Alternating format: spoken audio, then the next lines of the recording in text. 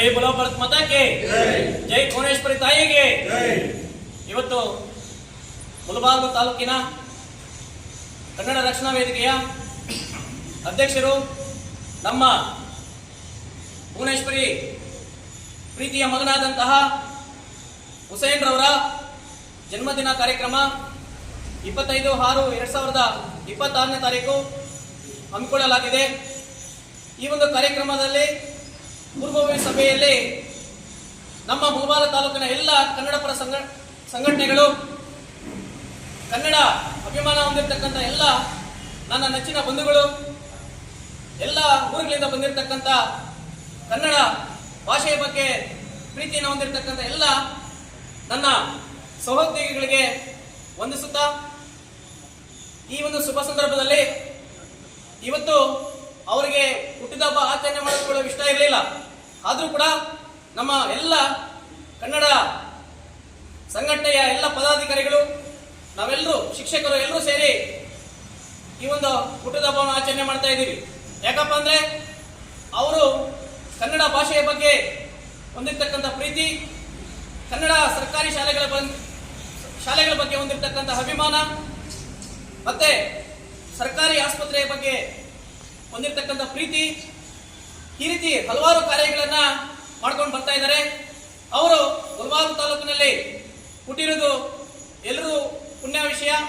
ಯಾಕಪ್ಪ ಅಂದ್ರೆ ನಮ್ಮ ಕರ್ನಾಟಕ ಭಾಷೆ ಕನ್ನಡ ಭಾಷೆಯ ಬಗ್ಗೆ ಇಷ್ಟೊಂದು ಹೋರಾಟಗಳನ್ನು ಮಾಡಿರ್ತಕ್ಕಂಥ ವ್ಯಕ್ತಿ ಮುಳಬಾಗಿಲು ತಾಲೂಕಿನಲ್ಲಿ ಬೇರೊಬ್ಬರಿಲ್ಲ.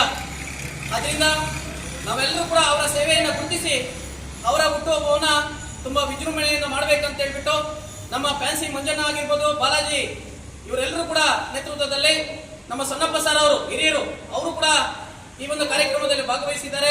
ಅವರಿಗೆ ನಮಸ್ಕಾರಗಳನ್ನು ಹೇಳುತ್ತಾ, ನಮ್ಮ ಜಯಪ್ ಸರ್ ಅವರು ವಕೀಲರು, ನಮ್ಮ ಚಿಕ್ಕುಟಳ್ಳಿ ಮೆಂಬರ್ಸು, ನಮ್ಮ ಚಲಪತಣ್ಣ ರೆಡ್ಡಪ್ಪ ಸರ್ ಎಲ್ಲರೂ ಬಂದಿದ್ದಾರೆ. ಅವರಿಗೆ ನಮಸ್ಕಾರಗಳನ್ನು ಹೇಳುತ್ತಾ, ಈ ಒಂದು ಸಂದರ್ಭದಲ್ಲಿ ಅವರ ಒಂದು ಸೇವೆ ಏನಪ್ಪಾ ಅಂದ್ರೆ,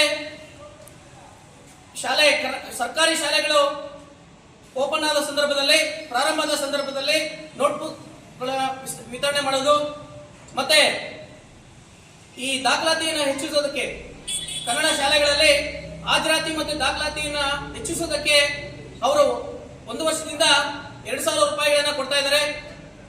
ಮತ್ತೆ ಸರ್ಕಾರಿ ಆಸ್ಪತ್ರೆಯಲ್ಲಿ ಈ ರೋಗಿಗಳಿಗೆ ಬೆಡ್, ಬೆಡ್ಶೀಟ್ ಇವೆಲ್ಲ ಇರಲಿಲ್ಲ, ಮೂಲಸೌಕರ್ಯಗಳು ಇರಲಿಲ್ಲ, ಅವುಗಳ ಬಗ್ಗೆ ಹೋರಾಟಗಳನ್ನು ಮಾಡಿರುವುದು. ಮತ್ತೆ ವಿರೂಪಾಕ್ಷಿ ಗೋಕುಲ್ ನಗರದಲ್ಲಿ ಮೇಲ್ಸೇತುವೆ ನೀರು ಹೋಗ್ತಾ ಇತ್ತು, ಗಾಡಿಗಳು ಹೋಗಕ್ ಆಗ್ತಾ ಇರಲಿಲ್ಲ, ಬಿದೋಗ್ತಾ ಇದ್ರು. ಆ ನೀರಿನಲ್ಲಿ ಕುತ್ಕೊಂಡು ಹೋರಾಟಗಳನ್ನು ಮಾಡಿ ಆ ಮೇಲ್ಸೇತುವೆಯನ್ನು ನಿರ್ಮಾಣ ಮಾಡಿರುವುದು. ಮತ್ತೆ ಸೊನ್ನಾಡಿ ಪಂಚಾಯತಿ ವ್ಯಾಪ್ತಿಗೆ ಸೇರಿದ ಮಂಜುಗಾನಹಳ್ಳಿಯಲ್ಲಿ ಮಶಾಣ ರಸ್ತೆ, ಮತ್ತೆ ಇದು ಬೆಳಗಣೆಯಲ್ಲಿ ಮಶಾಣ ರಸ್ತೆ, ಮತ್ತೆ ಇದು ಐಮಾಸ್, ಇದು ಯಾವುದು traffic signal, SP, DC, MLA ಸಂಬಂಧಪಟ್ಟ ಅಧಿಕಾರಿಗಳಿಗೆ ಹೇಳಿ ಅದನ್ನ ವ್ಯವಸ್ಥೆ ಮಾಡಿಕೊಟ್ಟಿತ್ತು.